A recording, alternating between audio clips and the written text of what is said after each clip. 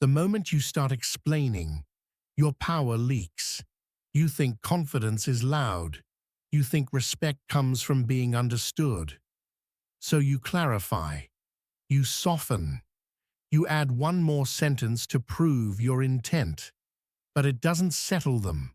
It feeds them. Because they're not listening for truth. They're listening for need. Need is a signal. They don't respect need. They manage it.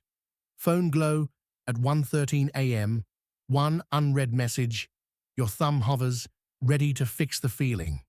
You tell yourself, it's communication. But it's relief-seeking. Hunger is loud. Here's the first twist. You don't get tested when you speak. You get tested when you pause. Quiet confidence isn't attitude. It's control under pressure. When your nervous system spikes, it begs for speed. Speed looks like talking. Speed looks like defending. But a delayed response rewires the room. And that's not the real reason respect shows up. Respect shows up because delay looks like choice.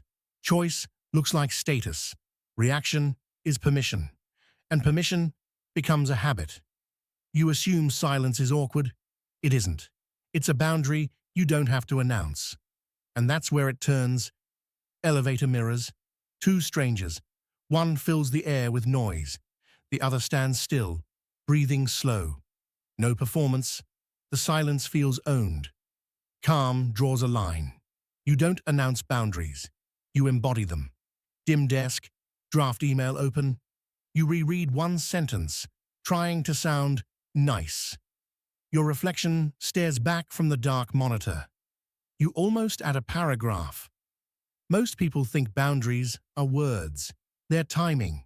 They're what you refuse to rush. When you don't over-explain, you refuse the role of defendant. When you don't fill silence, you refuse the role of entertainer. That forces them to sit with discomfort. Discomfort makes people reveal themselves. It doesn't look like power. It looks like you simply don't move. Don't bargain with your spine. Tonight, send one clean sentence, then stop. What do they do with the silence? They respect what can't be pulled. No rush, no control. The slower you move, the harder you are to control. Rain on a window. City bokeh in the glass. A friend drops a sharp joke and waits. You feel the reflex to smile it away. It doesn't look like manipulation. It looks like banter. But it's a probe. Manipulation needs speed. It needs you to answer before you feel. Quiet confidence breaks that economy. You take one breath longer than expected. You let the comment hang. Your face stays neutral. Now, they have to manage their own tension. Time is leverage. Tonight, practice a 2-second delay. Inhale, exhale, then speak. Who gets impatient first? Your calm forces honesty.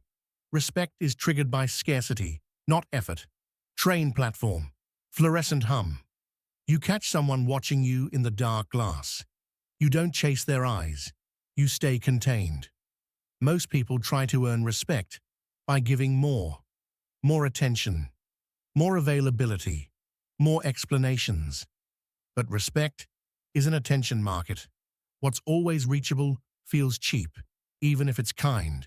What can disappear without drama feels expensive, not cold, centered. You don't withhold to punish, you withhold to protect your frame.